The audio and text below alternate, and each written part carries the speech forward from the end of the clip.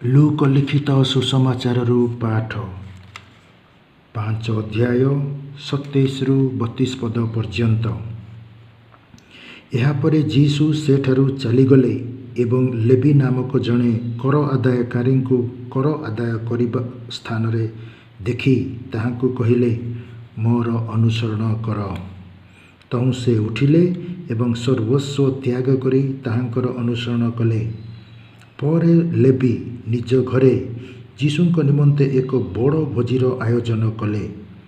ଅନେକ କରଗ୍ରାହୀ ଓ ଅନ୍ୟ ଲୋକମାନେ ମଧ୍ୟ ସେମାନଙ୍କ ସହ ଭୋଜନରେ ବସିଲେ। କିନ୍ତୁ ଫାରିସୀ ଓ ସେମାନଙ୍କ ସମର୍ଥକ ଶାସ୍ତ୍ରୀମାନେ ଯୀଶୁଙ୍କ ଶିଷ୍ୟମାନଙ୍କ ନିକଟରେ ଅଭିଯୋଗ କରି କହିଲେ, ତୁମେମାନେ କାହିଁକି କରଗ୍ରାହୀ ଏବଂ ପାପୀମାନଙ୍କ ସହିତ ଭୋଜନ ପାନ କର? ଯୀଶୁ ସେମାନଙ୍କୁ କହିଲେ, ସୁସ୍ଥ ଲୋକଙ୍କ ପାଇଁ ଚିକିତ୍ସକର ଆବଶ୍ୟକ ହୁଏ ନାହିଁ, ଅବଶ୍ୟ କେବଳ ଅସୁସ୍ଥମାନଙ୍କ ପାଇଁ। ମୁଁ ଧାର୍ମିକମାନଙ୍କୁ ନୁହେଁ, ବରଂ ପାପୀମାନଙ୍କୁ ଅନୁତାପ ନିମନ୍ତେ ଆହ୍ୱାନ କରିବାକୁ ଆସିଅଛି। ପ୍ରଭୁଙ୍କର ସୁସମାଚାର। ପ୍ରିୟ ବନ୍ଧୁଗଣ, ଆଜି ହେଉଛି ତପସ୍ୟା କାଳର ଚତୁର୍ଥ ଦିନ, ଶନିବାର ଦିନ, ଭସ୍ମ ବୁଧବାର ପର ଶନିବାର ଦିନ। ଆଜି ଦିନରେ ଆମମାନେ ଲେବିଙ୍କ ଆହ୍ୱାନ ବିଷୟରେ ଆମମାନେ ଧ୍ୟାନ କରୁଅଛୁ। ଯୀଶୁଖ୍ରୀଷ୍ଟ ତାହାଙ୍କୁ କହିଲେ, ମୋର ଅନୁସରଣ କର। ତହୁଁ ସେ ଉଠି ତାହାଙ୍କର ଅନୁସରଣ କରୁଥିଲେ। ସେ କରଗ୍ରାହୀ ହିସାବରେ ରୋମୀୟ ଲୋକମାନଙ୍କ ପାଇଁ କାର୍ଯ୍ୟ କରୁଥିଲେ। ନିଜ ଲୋକ ଯିହୁଦୀ ଲୋକଙ୍କ ଠାରୁ କର ଆଦାୟ କରୁଥିଲେ ଆଉ ରୋମୀୟ ଲୋକମାନଙ୍କୁ ସେ ଦାନ ଦେଉଥିଲେ, ଯାହାଦ୍ୱାରା ରୋମୀୟ ଲୋକମାନେ ଯିହୁଦୀମାନଙ୍କୁ ଶାସନ କରିବେ। ହେଲେ ସେ ନିଜ ଲୋକମାନଙ୍କର ବିରୋଧୀ ଥିଲେ। ସେଥିପାଇଁ ଲୋକମାନେ ଏହି କରଗ୍ରାହୀମାନଙ୍କୁ ପାପୀ ହିସାବରେ ଗଣନା କରୁଥିଲେ, ଶତ୍ରୁ ହିସାବରେ ଗଣନା କରୁଥିଲେ, ଦେଶଦ୍ରୋହୀ ହିସାବରେ ସେମାନେ ଗଣନା କରୁଥିଲେ। ଏପରିକି ଧର୍ମଦ୍ରୋହୀ ହିସାବରେ ମଧ୍ୟ ଏମାନେ ଏହି କରଗ୍ରାହୀମାନଙ୍କୁ ସମ୍ବୋଧନ କରୁଥିଲେ। ତେଣୁ ଫାରୁସୀମାନେ ସଦୁସୀମାନେ ଯୀଶୁଙ୍କର ଶିଷ୍ୟମାନଙ୍କୁ କହୁଛନ୍ତି, ତୁମେ କାହିଁକି ସେମାନଙ୍କ ସହିତ ବସିକି ଖାଉଛ? ସେହି ପାପୀମାନଙ୍କ ସହିତ କାହିଁକି ବସିକି ଖାଉଛ? ତେଣୁ ଯୀଶୁଖ୍ରୀଷ୍ଟ ନିଜେ ତାହାଙ୍କର ଶିଷ୍ୟମାନଙ୍କୁ ସପକ୍ଷରେ ଠିଆ ହୋଇ କହୁଛନ୍ତି ଯେ ସୁସ୍ଥ ଲୋକମାନେ ଚିକିତ୍ସକଙ୍କର ଆବଶ୍ୟକ କରନ୍ତି ନାହିଁ, କାରଣ ସେମାନେ ସୁସ୍ଥ ଅଛନ୍ତି, ତାଙ୍କର କିଛି ରୋଗ ନାହିଁ, ନିରୋଗ ସେମାନେ। ସେଥିପାଇଁ ସେମାନେ ଡାକ୍ତରଙ୍କୁ ଦରକାର କରନ୍ତି ନାହିଁ କି ଔଷଧ ଦରକାର କରନ୍ତି ନାହିଁ।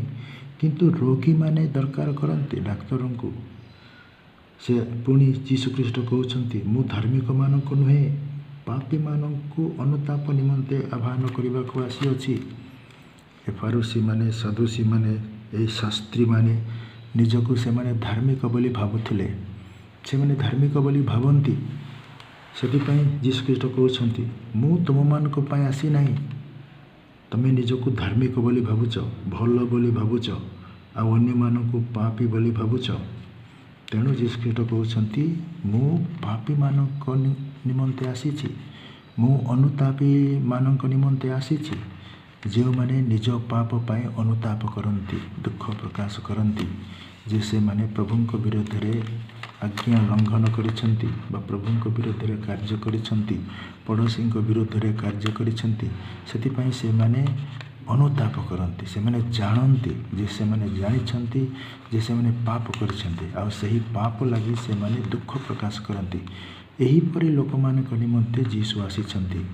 କିନ୍ତୁ ଯେଉଁମାନେ ନିଜକୁ ନିଷ୍ପାପୀ ବୋଲି ଭାବନ୍ତି, ଗର୍ବ କରନ୍ତି, ଅନ୍ୟମାନଙ୍କୁ ତୁଚ୍ଛ କରନ୍ତି, ଅନ୍ୟମାନଙ୍କୁ ପାପୀ ବୋଲି କହନ୍ତି, ହେଲେ ଏମାନଙ୍କ ଲାଗି ସେ ଆସିନାହାନ୍ତି। କାରଣ ସେମାନେ ଅନୁତାପ କରୁନାହାନ୍ତି, ସେମାନେ ପଶ୍ଚାତାପ କରୁନାହାନ୍ତି, ନିଜ ପାପକୁ ସ୍ୱୀକାର କରୁନାହାନ୍ତି, ଆଉ ସେହି ପାପ ପାଇଁ ସେମାନେ ଦୁଃଖ ପ୍ରକାଶ କରୁନାହାନ୍ତି।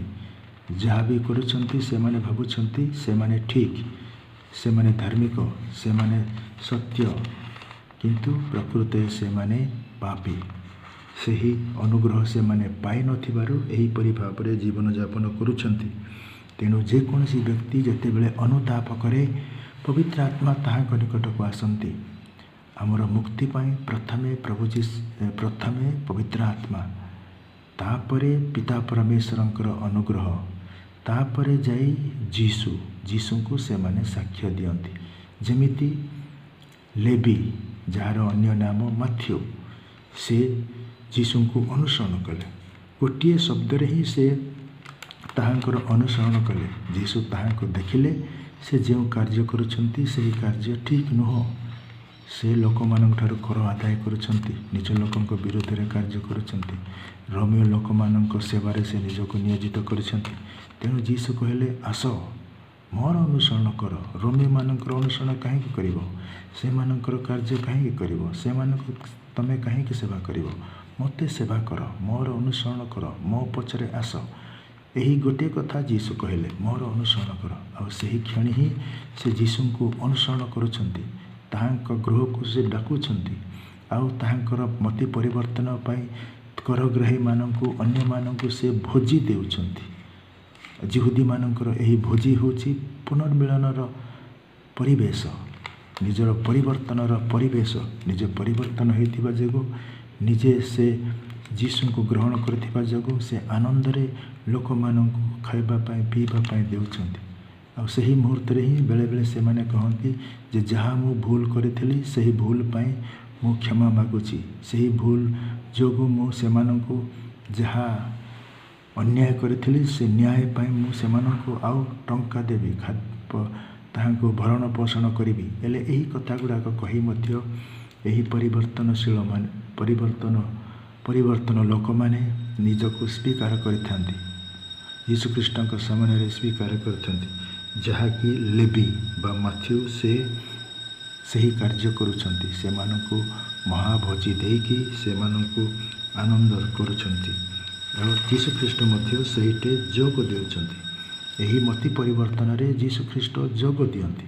तेणु प्रत्येक व्यक्ति जो माने ख्रीष्टन को ग्रहण करबा पाई चाहती, प्रथमे से माने पवित्र आत्मा के द्वारा अनुप्राणित होइथांती, तापरे पिता परमेश्वरंक ठारू से माने अनुग्रह पाइथांती, तापरे जीसु ख्रीष्टंकर ठारे से माने निजको स्वीकार करिथांती, साक्ष्य देइथांती। एही परे ही लोक माने एही तपस्या काल रे से माने मति परिवर्तन करिथांती। तेणु हमको मातृमंडली एही लेवींकर एही माथ्यूंकर कहानी द्वारा ताहांकर जीवनी द्वारा आमानको आह्वान करुछि मति परिवर्तन हेबा पाई, जीसु को अनुसरण करिबा पाई, जीसुंक पछे जीवा पाई आमानको आह्वान करुछि। तेणु आसंतु आम माने मध्य माथ्यूंक परि लेवींक परि जीसु को अनुसरण करिबा।